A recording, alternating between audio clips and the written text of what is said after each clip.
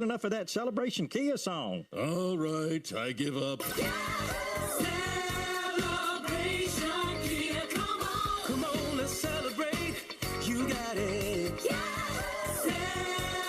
Celebration Kia, come on. We gonna celebrate and have a good time. Right now at the all-new Celebration Kia, get a great deal on a new car and have a good time. Bring us any trade and get up to a $6,000 discount off any new Kia in stock. Shop Columbus's largest selection of new Kias, like rugged new 2020 Kia Sorento SUVs. Now up to $6,000 off with any trade. At Celebration Kia on Route 23 in Lewis Center. Stock number K1136, MSRP 31,320. Discount includes $4,000 Kia customer rebate and $2,000 dealer discount. Negative equity refinanced. Expires 10/4/2020. Wild Birds Unlimited. Now's a great time to start seeing new birds in your yard. Wild Birds Unlimited has the best bird food in town and feeders designed by experts that are sure to attract some new feathered friends. Wild Birds Unlimited in Dublin, Westerville, Reynoldsburg, and Canal Winchester, or visit online wbu.com/Columbus. Wild Birds Unlimited. We bring people and nature together. Looking for after-school fun with the kids? Look no further than Billiards Plus. Whether it's family time, quality time, or a much-needed recess time from homeschooling, Billiards Plus has everything you need with the largest selection in Central Ohio of pool tables, card tables, darts, shuffleboard, foosball, and ping pong tables. this 26-year-old family-owned business has the brand names with fair prices. Order now, deliver later, 6 months same as cash. Visit in person off Dublin Center Drive or online at billiards-plus.com.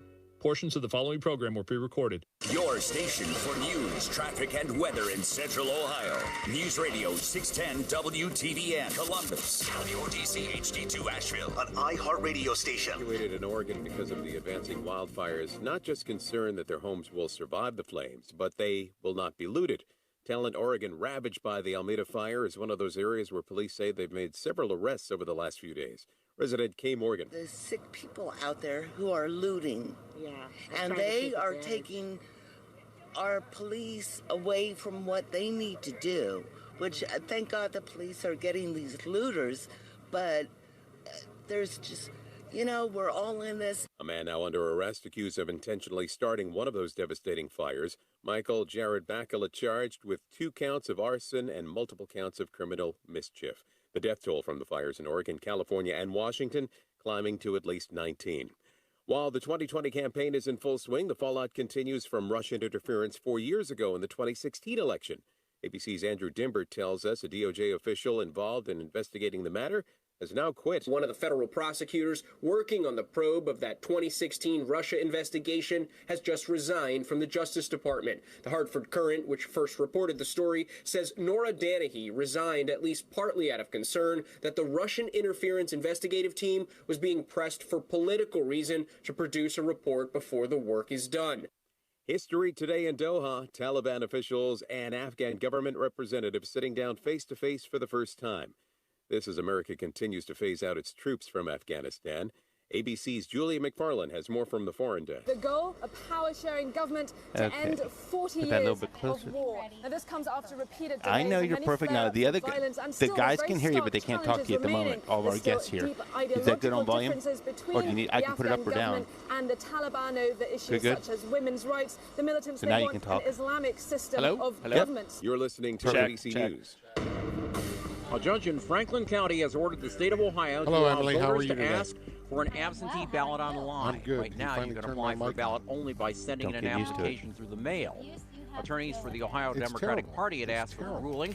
The chairman of the state Democratic Party called this a big win for voters. You going to screw it up this weekend, or are you going to be good? Frank LaRose says he'll appeal the ruling, saying it would allow hey, these guys are prone to cussing. Paint a giant bullseye on so keep your finger on that button. No potty breaks today. How are you watching, Jessica, Friday at his funeral service at Rocket Mortgage Fieldhouse? And speaking at the funeral was U.S. Attorney General William Barr, who came because Scrinovitz had just become part of Operation Legend, a federal and local partnership to deal with violent crime. Barr said he hoped that this will send a message far outside the arena where the funeral was held. Not just the sacrifice of his life, the ultimate sacrifice, but the sacrifice inherent in the vocation of policing. Detective Skirnovitz was shot to death last Thursday night while on an undercover assignment. Meantime, the funeral for Cleveland police officer Nick Sable will be Wednesday. He took his own life the same night Detective Skirnovitz was killed. Sable's sister, Christy, told WKYC-TV her brother always wanted to be a police officer. He had scanners in his room when he was a little boy. I mean, he always wanted to be a police officer. However, he called her before he killed himself, and she said he was crying hard and said he couldn't go to another officer's funeral. A car drove right into a restaurant in West Toledo early this morning. The car smashed through the wall and window of Rudy's Hot Dogs on Alexis Road. Officials from Toledo Fire and Rescue told WTOL-TV this is the 5th time that this has happened. 6 people were in the car, 5 hospitalized, 1 ran off. I'm Tom Moore. Filling your news feed with the top trending news at the top and bottom of the hour. Columbus's news is on News Radio 610 WTVN. Right now, there are young people across the world facing a tough choice. Continue their dream of education or drop out to help their family put food on the table. You can help change their future in a single moment. See how far your support can go at unbound.org. Kathy Cairo of Keller Williams Greater Columbus invites you to Downsize Columbus. Lots of changes this year, right? But what hasn't changed is we're all getting older and we still need to downsize. I'm Kathy Cairo and I created the Downsize Columbus seminar to educate homeowners on this challenging move involving lots of decisions and, well, lots of stuff. What are we going to do with all that stuff? This year we're bringing together all the experts virtually. That's right. We're bringing Downsize Columbus into the safety and comfort of your home. The seminar is still free, but you must register. Go to downsizecolumbus.com. That's downsizecolumbus.com. Kathy Cairo thanks Mutual of Omaha Mortgage for being the corporate sponsor of Downsize Columbus. Double your purchasing power with the HECM for Purchase Loan. NMLS number 1025894. Register at downsizecolumbus.com. Live from LAPD Firearms and Training Facility, this is On Target, the latest from the firearms industry, the products and politics that affect your hobby and liberty. This program may not be politically correct, but it is On Target. Now, your host, Eric Delbert. Good afternoon and welcome to On Target. We're broadcasting live from the studios of LAPD Firearms Range and Training Facility. That's located at 999 Bethel Road. I'm your host, Eric, along with my father, Phil. Leadership. We certainly can say that there has been a lack of leadership during the recent months on many levels. Lack of leadership at certain police departments, certainly a gross lack of leadership with many mayors and city councils, and of course, not only a lack of leadership in state government, but oftentimes almost a complicity to what we've seen in the streets, the civil unrest. This week, a federal judge temporarily banned Detroit police, which we have said in the past has been a shining light in all of this because they've been keeping rioters out of the streets and, get this, enforcing the law. The ban by the federal judge eliminates the tools that have kept Detroit safe. The ban has eliminated batons, shields. Get this, guys. You're going to send them out there to battle without the shields. Mace, rubber bullets, and sound cannons against Black Lives Matters protesters. Well, Black Lives Matters peaceful protesters. Taking these vital tools away from law enforcement, Detroit Police Chief James Craig was asked to comment. He is a true leader in these times. He went on to say, "We have only clashed with protesters after they broke the law."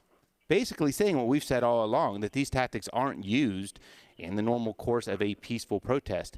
He went on to say that this ruling really has absolutely no effect on us. It's business as usual here because we don't use these in the course of peaceful protest.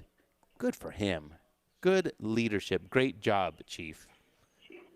We are the owners of LAPD Firearms Range and Training Facility and are active law enforcement. But for 1 hour on Saturdays, we put together a group of firearm experts to discuss new products in the market, training tips, and oftentimes political topics surrounding the Second Amendment. Our commitment, though, has always been to bring you the facts about our industry and ultimately help customers and listeners with safe, responsible ownership of firearms.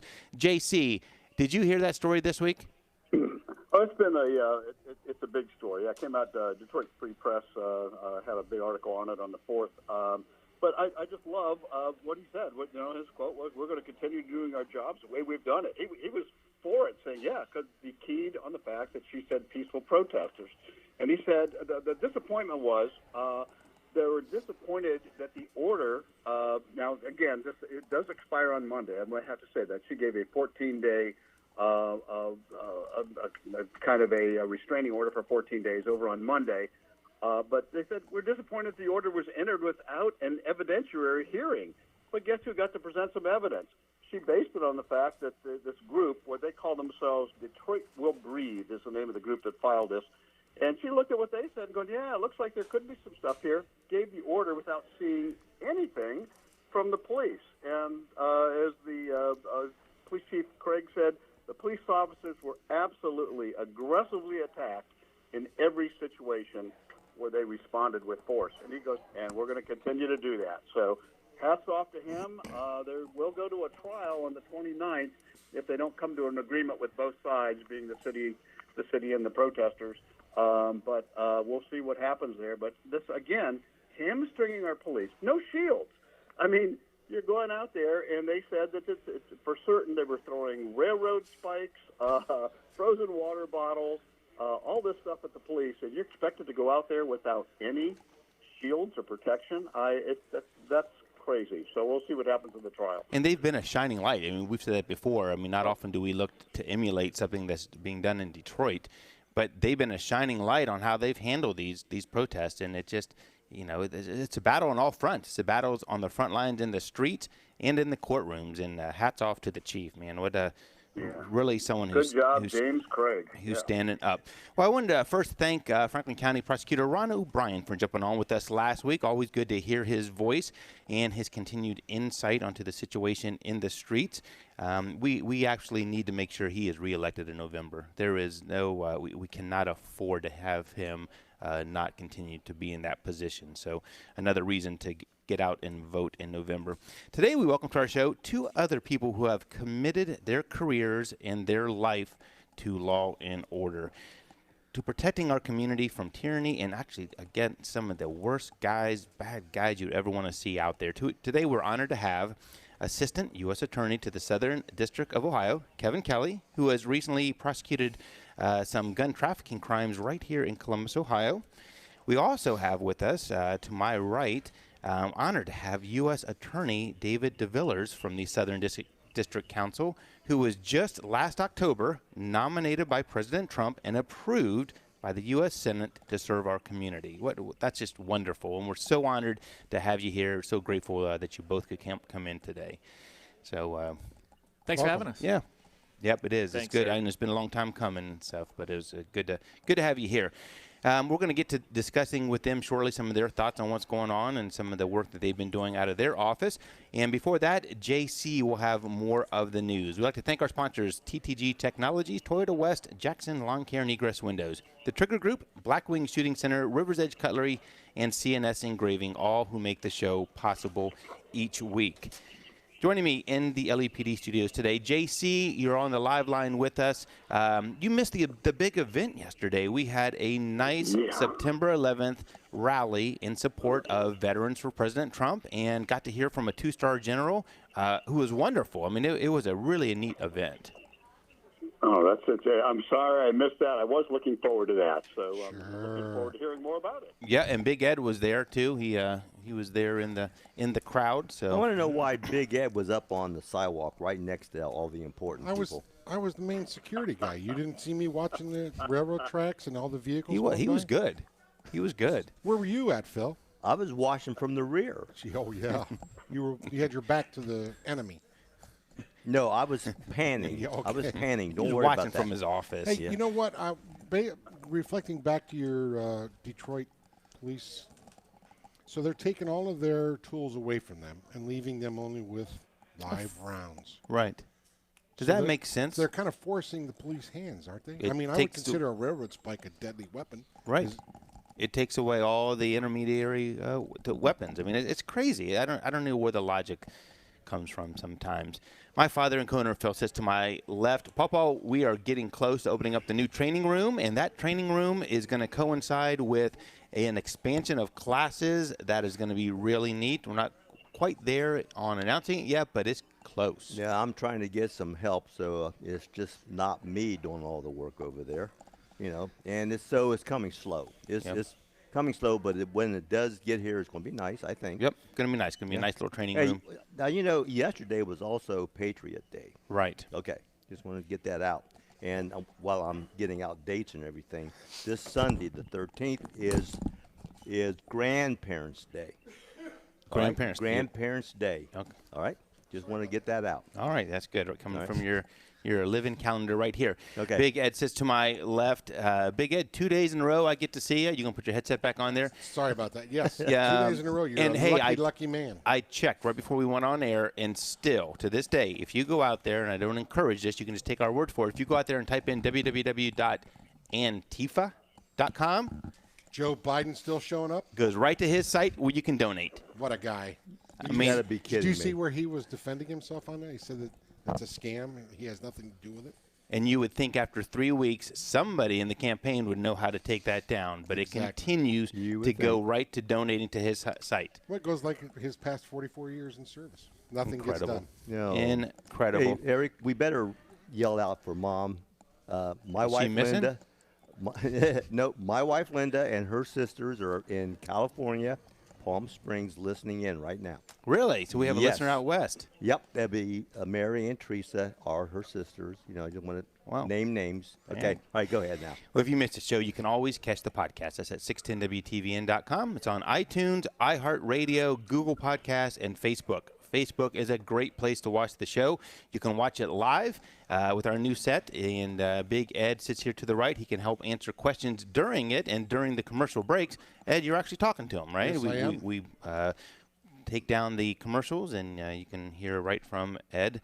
Then it's also loaded on the YouTube channel thereafter. I just loaded a bunch of them yesterday, so if you've missed some past shows, it's a great place to go out there and help yourself sleep at night. JC, it is time for the news. There was, I know, a story you and I talked about that kind of piggybacks on the one at the top of the hour about the chief out of Detroit. What was the Butler County Sheriff saying here this last week? Yeah, this is interesting, but this kind of made the national news. The Butler County, Ohio Sheriff Richard Jones, hats off to him. When responding, he put a post out there saying, "Hey, you come to this county," and his quote was, "You shoot at the police, expect us to shoot back." He said he will not allow my deputies or any law enforcement officer in Butler County to take the abuse that I have seen over this past several months.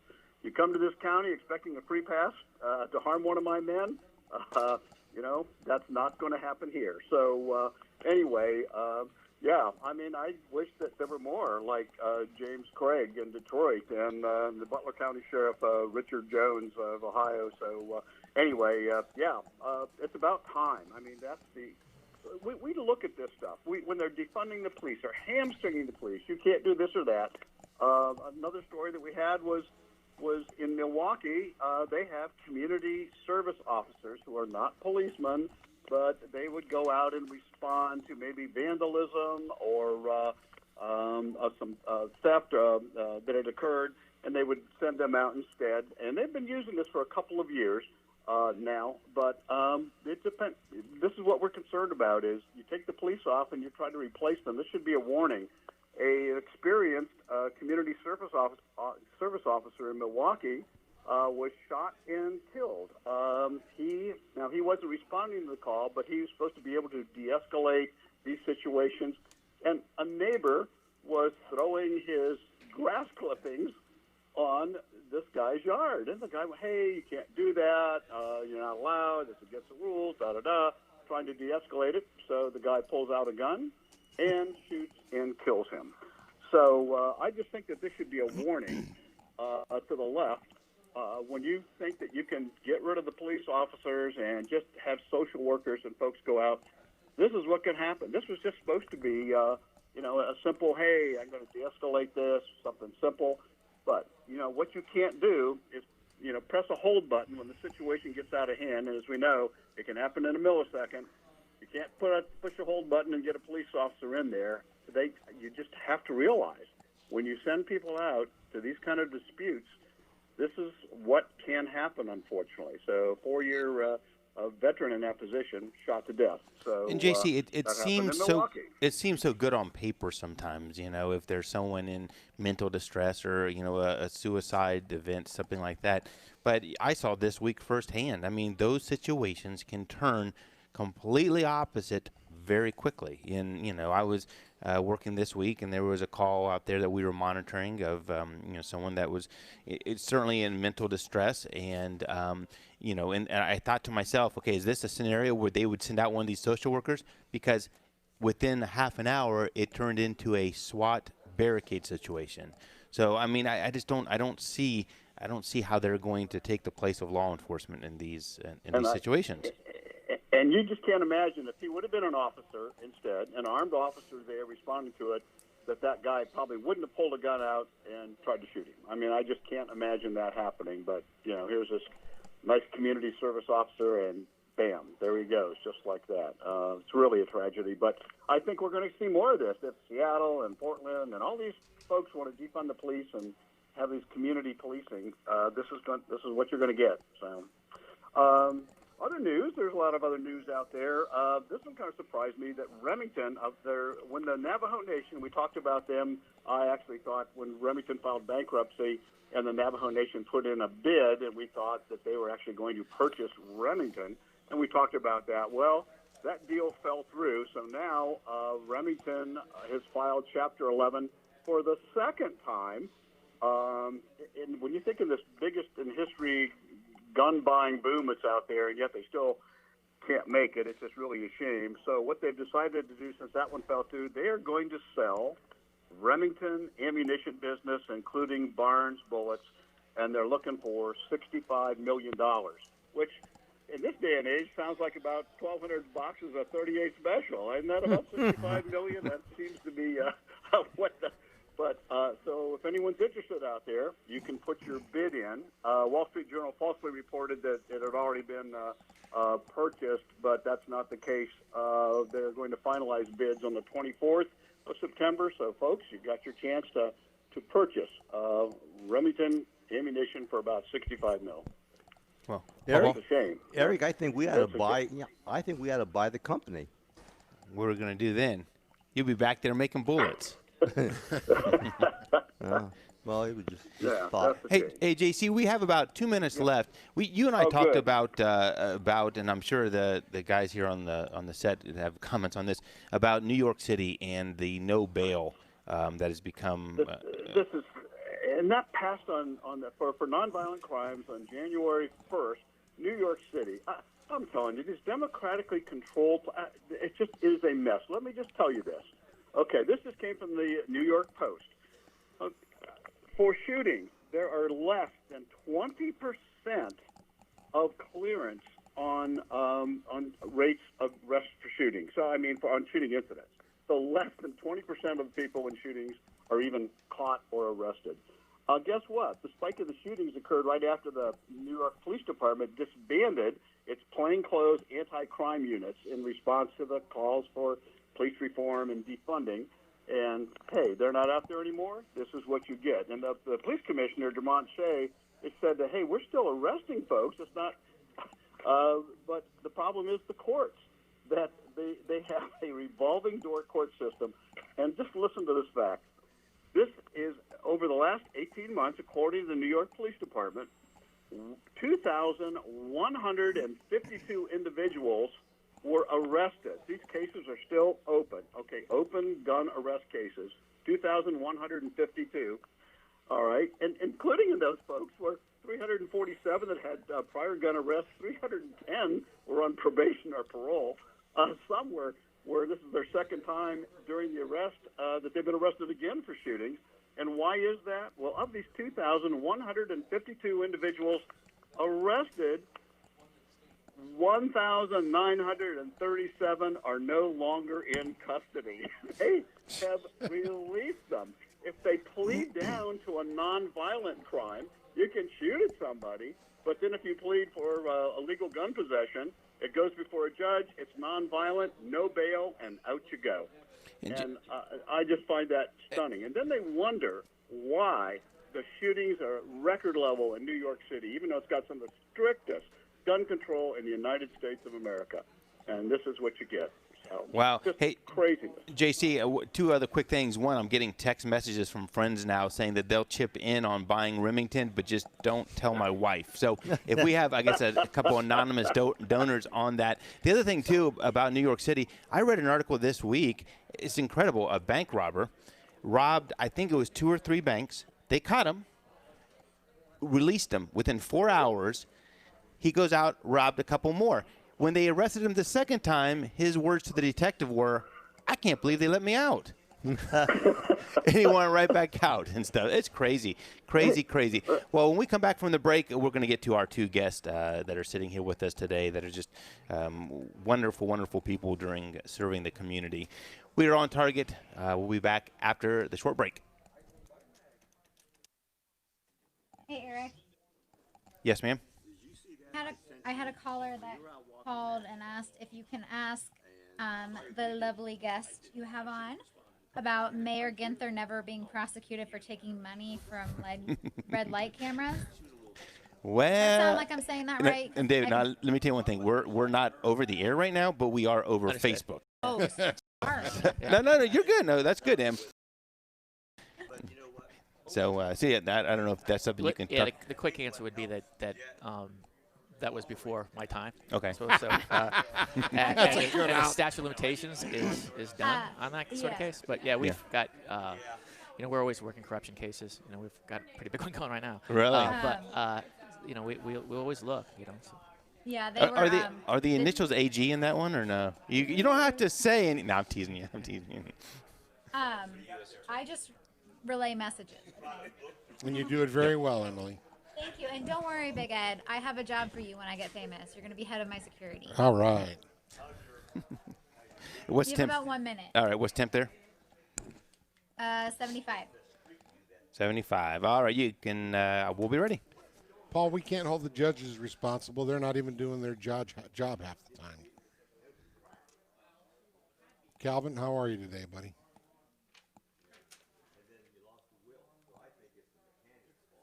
And Paul, I'm not sure what you're talking about. Billingsley, ? Try and fill me in there a little bit. It's not the mechanic or the dad's fault. She took the turn a little tight. Let's put it that way. And lost the wheel. The quick release did come loose. And I don't take that much time off, Zane, just to reply to your remark. I have a very good friend of mine that's needing some assistance driving a vehicle to Florida. I told him I'd help him. So that's why I won't be here. Papa, get ready for your music. Well, it's my music, well, then I won't like it. Yeah, Adam, cut you off. Your ABC 6 first warning weather for today. Warm and humid with scattered showers likely in the afternoon. High of 85. Tonight, showers and storms are likely once again, low of 68. Sunday, rain likely mainly in the morning, drying in the afternoon, a high of 81. Currently 75 degrees. Your severe weather station News Radio 610 WTVN. Ohio's talk giant. News Radio 610 WTVN.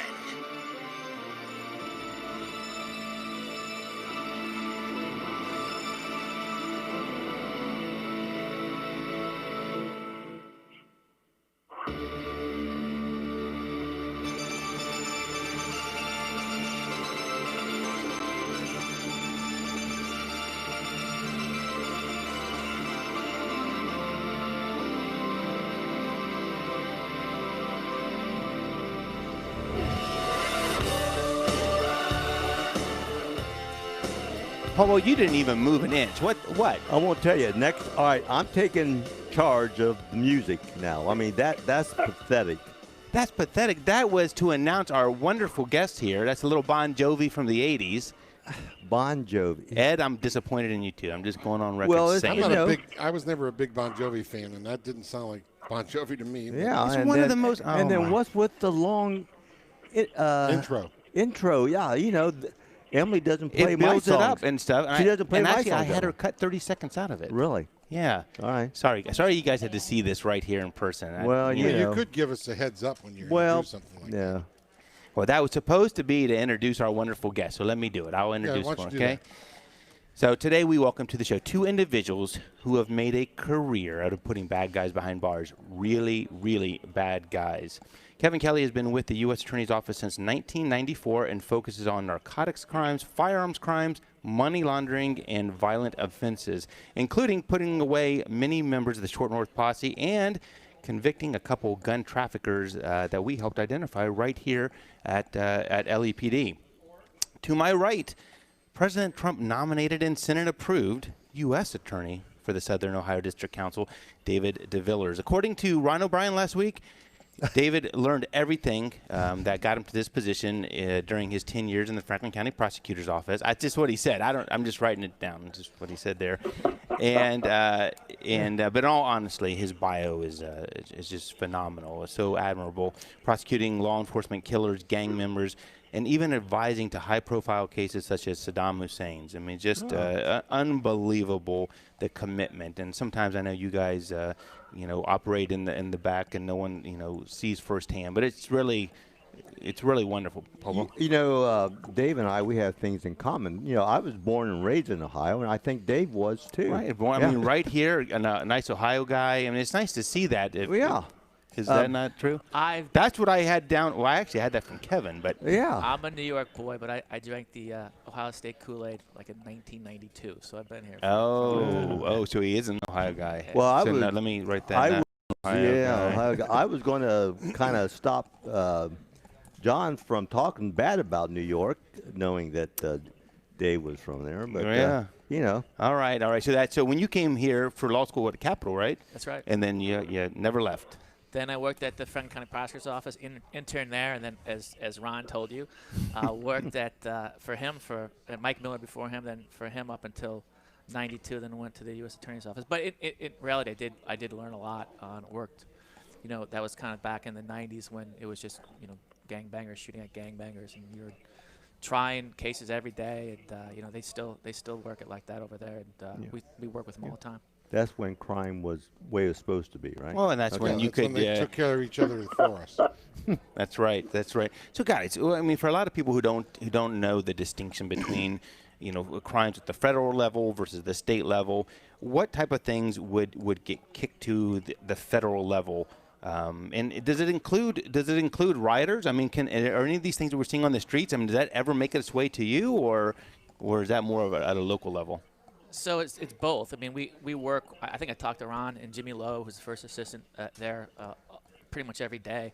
But we decide who's going to do what, who's got the best shot at what. And when it comes to the rioting, the biggest connection we have to that is guns, arson, and explosives. So we can do cases, in fact, out of the riots that are firearm offenses. Really? And you know what? I'm going to cut you off just because we're at the bottom of the hour real quick. But let's continue that because I want to hear more about how you can help on those prosecutions. When we come back from the bottom of the hour, we're going to continue talking with our two special guests from the Attorney's Office for the Southern District Council of Ohio. We're on target, broadcasting live from LEPD Firearms and Range. We'll be right back after the break. I knew I was going to be short on that. I should have. Good job. So, Paul, you live over in that area, or you just happen to hear? Sorry, Em. No, it's okay. I'm sorry. Why don't you blow out the news? Who needs news? Everyone, it's the same old thing. I know. Coronavirus, shootings, all that. Yeah. Exactly. Ask all right. Eric later. Why was Eric there? Were you at the standoff? Yeah. With Billingsley Smoky? Yeah. Really? Yeah, I'm just not a pretty face, Ed. Eric doesn't tell me anything anymore. I'm out of the loop. I haven't been back to work for a while, so.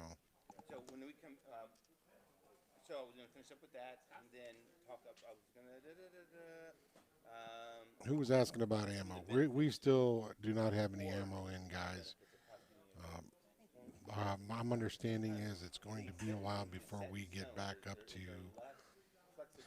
having boatloads of it to start selling again. So whatever you have, you better hold on to, especially for your self-defense ammo. If it comes down to it, I suppose you can use your practice ammo for self-defense in a pinch.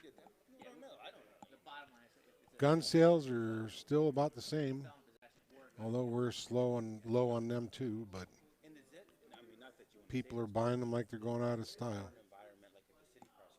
Classes, CCW classes, Handgun 101 classes are all doing very well. Got a lot of people here doing it. It's great that these new gun owners are taking the responsibility of learning how to use them. In regards to possession firearms cases between Ron O'Brien and that time, we're actually something we all kind of agree. Okay. Yeah. You work with grip over? Yep. Even the primers are getting scarce. That is scary. Can't even reload your own now. He was a salsa for a while, doing which is a special U.S. attorney from when he worked for Ron. Okay. He did stuff in our office. Yeah. What are you talking about, Rick? Did who get any Democrat votes?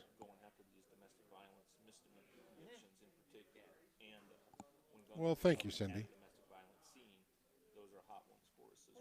I think I mentioned it to you.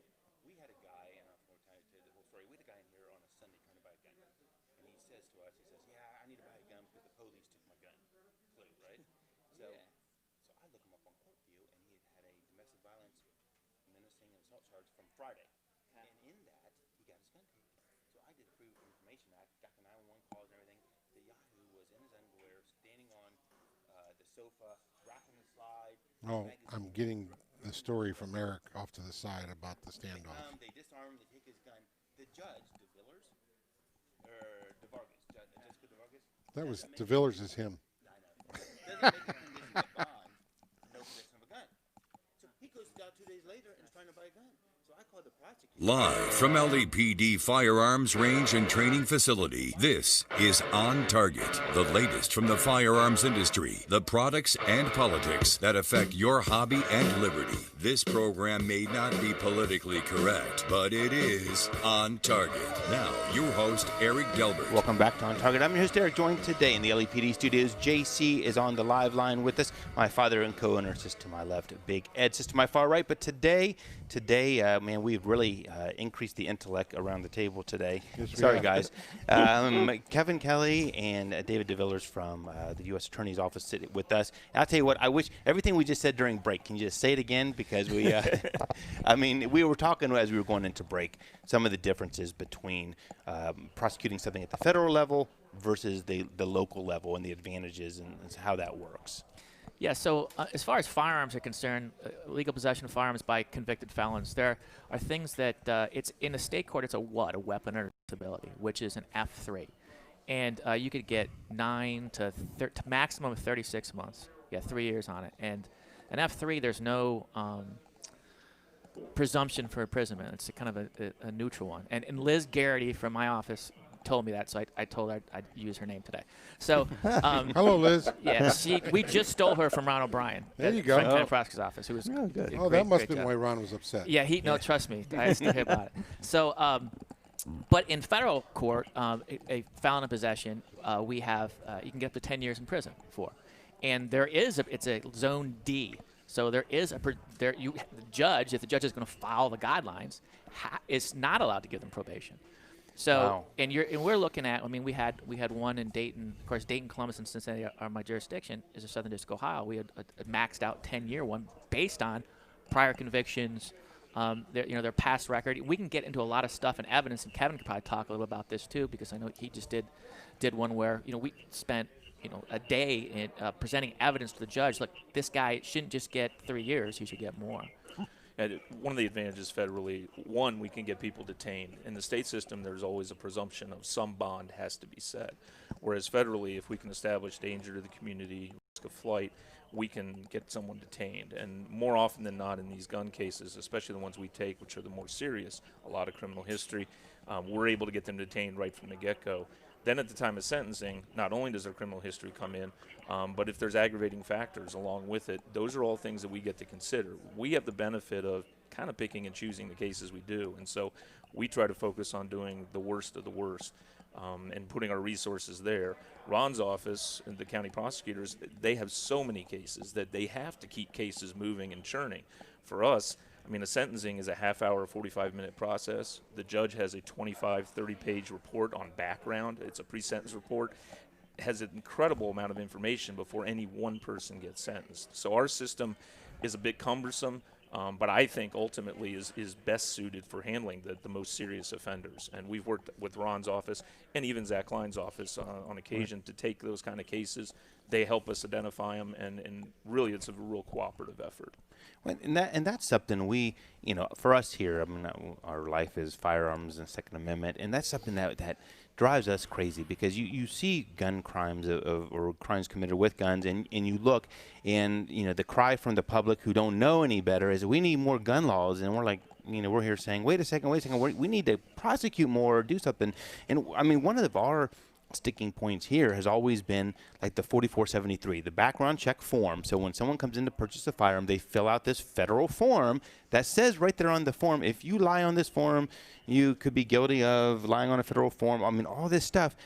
But yet it doesn't seem like there's any prosecution that's ever done. And maybe it's because it's low in, in the whole scheme of things. There's so much going on. One of the stats that JC that we've looked at before, it was something like in 2017, there were over 100,000 people basically caught lying on this form. 12,000 were referred to ATF field offices for further, investigation, and 12 were prosecuted. So we look at that and say, wow, come on, do you have any? Is that just so far down on things you have to handle? There's two parts of that. I mean, to some extent, yes. I mean, to some extent, you got ATF, and ATF is overwhelmed by a lot of different things. There's only so many cases you can prosecute, and particularly in Columbus, our ATF agents are working on murders. I mean, they're working on shootings, they're working on felon possessions, they're working on stopping people from transferring our guns to Canada. I mean, this is stuff that we only have so many ATF agents, we only have so many AUSAs, and we're playing a bit of a whack-a-mole. The second part of that is that's been recognized as of recently. There's Project Guardian, which is a nationwide effort by the Attorney General, and kind of brought down to us saying, hey, look, we have all these gun laws. Let's start looking at them and changing our guidelines to address that. And we talk about felon in possession, which is a pretty common one, but it's also, if you have a domestic violence conviction, which is a misdemeanor, that is something that we can prosecute, and that's our guidelines are to prosecute those cases, as well as if you are adjudicated mentally ill. That's another one. If you have a restraining order against you, and the reason why we're looking at those is because statistically, those are the ones, particularly, they're not felons, but there's a lot of danger that comes with people that possess firearms that have those underlying conditions. So we started Project Guardian. We've changed our guidelines with ATF, not just in those particular issues, but also if you are illegally, even if you don't get the firearm, if you're trying to get the firearm, right now anybody that has a prior violent felony conviction in the past 10 years, we are now prosecuting those cases. And the ATF is supposed to investigate all those cases, and they are. This is something that happened. We changed the guidelines in the Southern District of Ohio in February.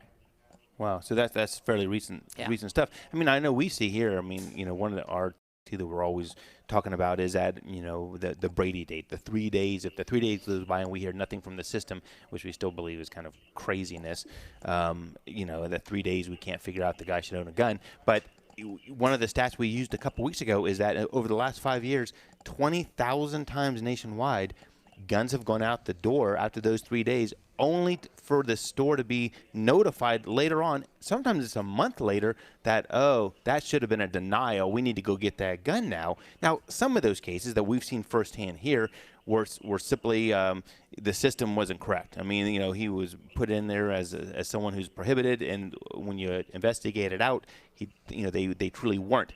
But there were some in there that they were prohibited users. They went to a gun store, they got a firearm, and those, in our opinion, should be ones where, man, this is something that you could jump on, Yeah, and that's the NICS system. And what we're finding, what we found last year, is that a lot of not just the felons don't get in there, but sometimes people adjudicated mentally ill. And that's what Project Guardian is about to do. It's supposed to look at all these things, all these efforts to get them in. One of the things we're finding, and we were just talking about this offline, is it isn't so much that they get in there, it's when they get in there. So you might have somebody with a DV arrest or a conviction, they pled guilty, and it's not in the system because, maybe that judge's bailiff didn't have the entry in. Maybe they waited a while. And then even the clerk of court, depending on what county you're in or district you're in, they may wait a week and then put them all in. So it could take months. So that's what we're looking at. That's what we're working with our with Dave Yost and Ron O'Brien and all these kind of let's get these things in and so we can put them in the NICS system as fast as possible. And the neat thing too about that though is that we are seeing it getting more attention. So we've been working with Lieutenant Governor Husted. We caught his ear on that, and he's like, this is crazy. And so I know he was spearheading a project before COVID started. I think he's still working in the background about just getting all these points of entry in quicker and more information that's more accurate. So a lot of the problem and the issue is more on the local level, getting the information up to the federal level. And I've heard that for years. And, so if they, if Ohio now does a good job and get that information up to the federal level, what about the other states? Are they going to be just as active in doing that as Ohio? Well, that's what Project Guardian is. It's a nationwide initiative. Is that a nationwide? Oh, okay. Okay, good. It's a nationwide initiative. You can see it's working well in Chicago. Hasn't made it to there yet. Don't go there, Ed. Oh, it's coming up. We're talking to U.S. attorneys for the Southern District of Ohio, David DeVillers and Kevin Kelly. If you want to jump in on the conversation, 614-821-WTVN is the number. So I have a question for you, too. And this is all stuff that we've talked about on the show before.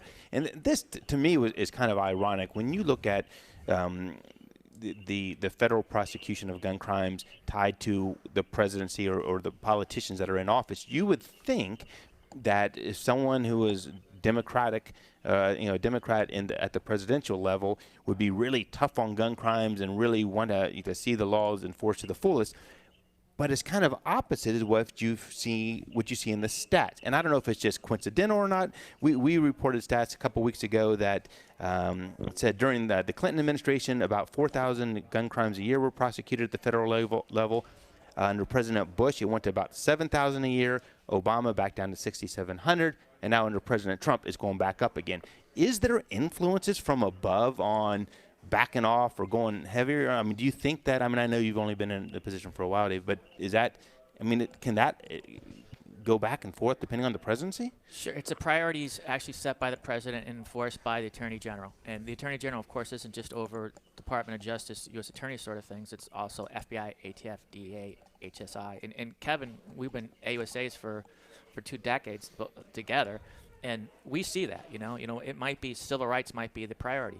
It might be mortgage fraud. It might be immigration. It might be corruption. So it depends on what that particular president's initiatives are. Now, we're always going to be prosecuting all those type of cases, but how much resources we dedicate to any one of those crimes is based on what the president, attorney general.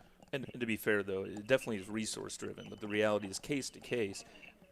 I've never had any experience of anyone above trying to dissuade us from pursuing a case. If we make the argument this is a bad dude, it needs to be done, this is a bad group that needs our attention, we've always been given that discretion to do it. So even though the administration's changed, to be honest, all the way down at my low level, it doesn't change much. You're still out there. We're doing what we're working doing. hard at it. And honestly, the bosses never get in the way and say, no, we're not going to do that. If you have violent crime and things that you can establish that is a danger, we're given the ability to do it. So it's more of a resource probably. Just there's just X amount of crime and you only have X amount of people and stuff. One of the things too that we talk about is straw purchases, and that came really to a light here a couple years ago with the murder of the 2 Westerville officers. The guy, prohibited user. Here we go. The law is in place. He's legally not able to own a firearm, yet he has a firearm because his buddy bought it for him. Those are hard to prosecute, correct? They're not always easy. We've definitely done them, and that particular one is a good example. There's a guy who, despite having no criminal history, got a 60-month sentence, which is a pretty significant sentence under the circumstances. That was even higher than the guidelines called for because there were such aggravating circumstances. But it is hard. It's not as simple as you might think. But we've done straw purchases where it's literally nothing more than some girlfriend is in the store and the guy is pointing out the gun and handing her the money. We've done cases down to that level, all the way up to the straw purchases like you guys were involved in. There's the very first day I got sworn in, there was a murder of a federal task force officer, Del Rio, in Dayton. And the one thing that I really try to push through ATF and through FBI and through the office is I want to file these guns. In that particular case, we filed that gun to the person who bought it, and they bought it for basically another individual who's basically an illegal firearms dealer. I mean, they specialize in selling firearms to drug dealers and people with prior convictions, knowing what's going to happen, and that person's going to go to prison for a long time because Detective DeRio gave his life for that. Rightfully so. Yeah. Wow. Yeah.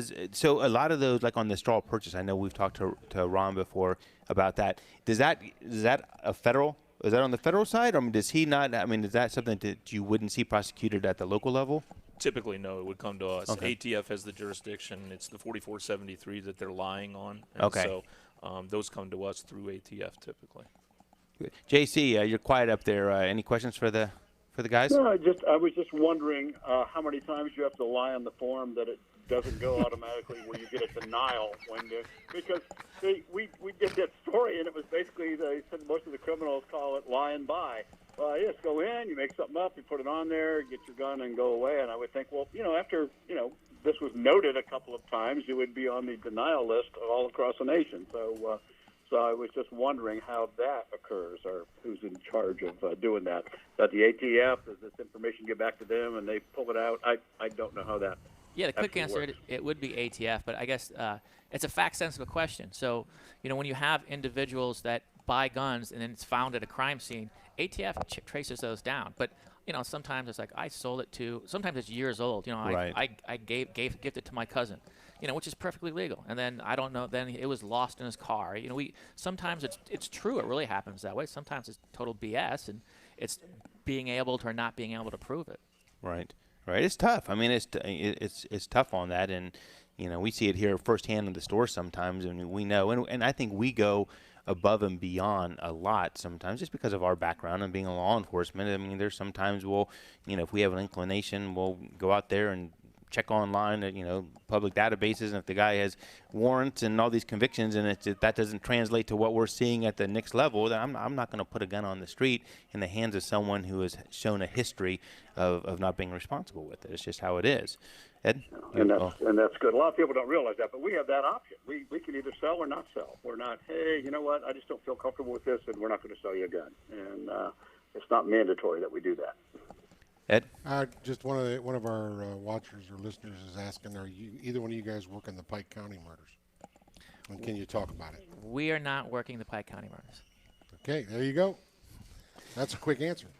Go ahead, Eric. One quick question here before we go into break. Actually, let's go into break now because when we come back, we'll have a few moments.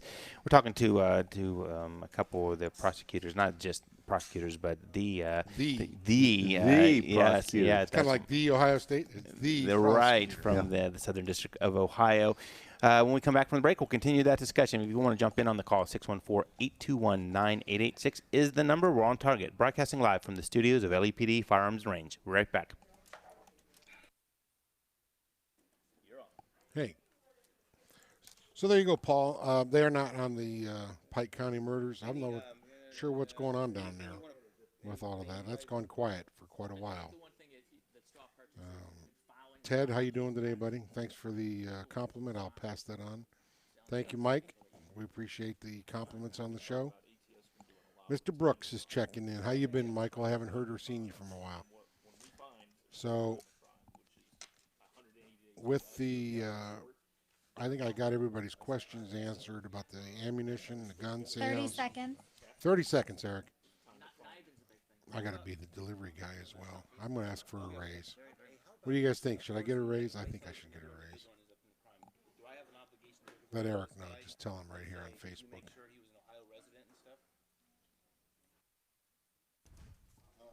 Phil's eating. If you have reason to believe they're committing a crime, then yes. But it's illegal to sell someone who knows a drug addict. It's a tough one.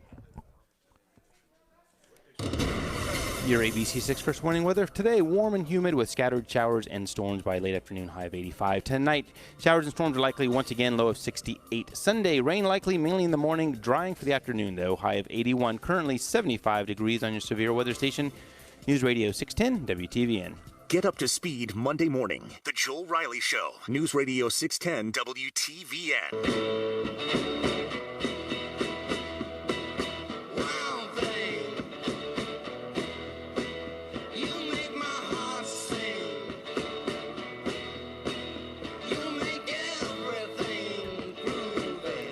know what? All I ask of my father is for 1 hour on Saturdays, that you stop eating. And it just never seems to happen, does it, Paul? You want to speak for yourself after you get done chewing? All right. First of all, I did not let it interfere with the show. Don't choke. Yeah, you did. You spit when you were trying to sing. Yeah. No, I wasn't even singing. And you were eating while you were dancing, and people watch you dance. No one wants to see that. No one. Yeah. Welcome back to On Target. I'm your host, Eric. Joined today in the LAPD studios. JC from the sales team is on the phone with us. Big Ed sits to my right. My father and co-owner sits to my left. We're honored, though, to have Kevin Kelly and David DeVillers from the U.S. Attorney's Office of the Southern District of Ohio. Guys, great information. I mean, really, this is something that you guys, most of your work is just so important, and we just don't know enough about it. I mean, I personally, I'm kind of in it. One quick question that came through.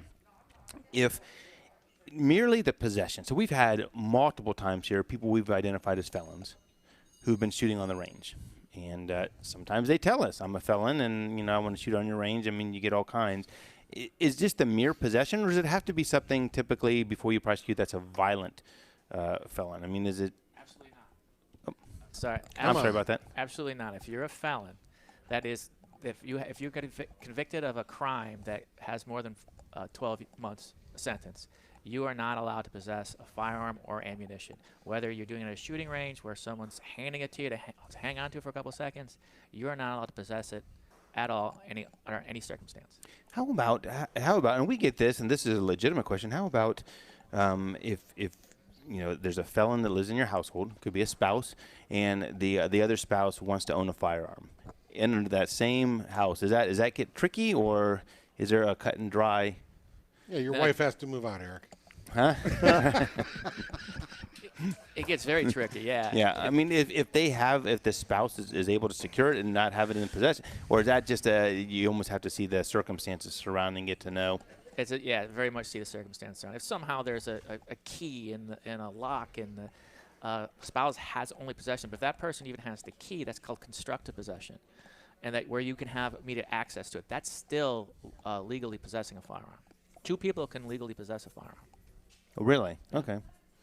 The other thing, too, I know someone had asked a question on, obviously, if there's a lot of people who sell firearms to other individuals, perfectly legal. There's nothing wrong with that. In Ohio, I think you just need to make sure that the other person you're selling to is another Ohio resident. If the person you sold it to goes out and commits a crime, okay, if you followed, everything and you made sure they were an Ohio resident and so forth, you're not the person doing the selling. Is there any potential issue with that? You're going to get a knock on the door if it's found at a crime scene, particularly a violent crime or in a drug trafficking crime. But if you have reasonable cause to believe that person is either a drug addict or a felon or is going to use it for some sort of crime, if we can prove that, and we'd have to be able to prove that, then that's a totally separate crime, and you can be prosecuted for it. I've tried cases like that before in the past. Well, and that's why we say if you're going to sell a firearm to someone else that you don't know, our opinion is make sure that person has a concealed carry. I mean, it's just an extra layer. Doesn't mean that there are absolutely no issues there, but it's an extra layer because that person could, by Ohio law, go into a gun store and purchase a firearm just with the mere presence of that concealed carry without doing a background check. So you've done, an extra layer. It's just our opinion on that. And just a little bit of due diligence. I mean, as long as you keep a little record, so if ATF does come knocking at the door, a law-abiding gun seller has a very easy way of just saying, I sold it in April, I sold it to this guy. That's what we need. The problem is when we find out that they can't track it down is where we get the problem, right? Because we want to be able to follow the line. And if people say, I don't know, or I just always will go to the show and I just sell and I don't really ask, that's where we have problems. An issue. Yeah. Well, guys, we're down to the last 30 seconds. Kevin, one last question for you. You do a lot around Columbus, and based on what you see in regards to violent crime and stuff, where are you seeing some of the most dangerous places in Columbus? Well, if I talk to ATF and FBI, they would definitely say the most dangerous place in Columbus is getting between our U.S. attorney and a TV camera. So that really, that's I've heard that. I mean, I didn't. Sorry, Dave, that was a setup. A total setup. That was a setup. You're never going to come back again. Guys, thank you for spending the hour with us. You got to come back again. Thank you so much for the insight and for helping us on the stuff around here as well. So We enjoyed it. Yep. Thank you. Great. Thank you. Guys, next week, get ready for this, Ed. We're actually going to talk firearms. We're going to talk about new products that are coming to the market. I won't be here. Next week you won't? Next Saturday, I'm not going to be here. Did you put in a slip for that? I did put a slip. I actually talked to the boss on the phone. Oh, geez. I didn't get any call. No, I was talking about Eric. Oh. Have a great week. We week. didn't do the Chicago update. I know. We'll have to do it next week. Oh, you're not going to be here. You got to call in for that, Ed. Where's our closing song? I know. You got to talk to Emily about that. Oh, Geez, so many Emily. things. What's going on, Em? Have a great week, guys. I was about to tell you. What? It disappeared, so I need to re-upload it. What? It disappeared? Hello, Yeah. Campy? Hello? No, I mean, I don't know. I'm teasing you. No, and so I need to re-upload it. Say it again, Em. I need to re-upload it. I just realized that. I was like, oh, that's good. I'm teasing you. Cool. Okay, no callers? Hold on 1 second. All right.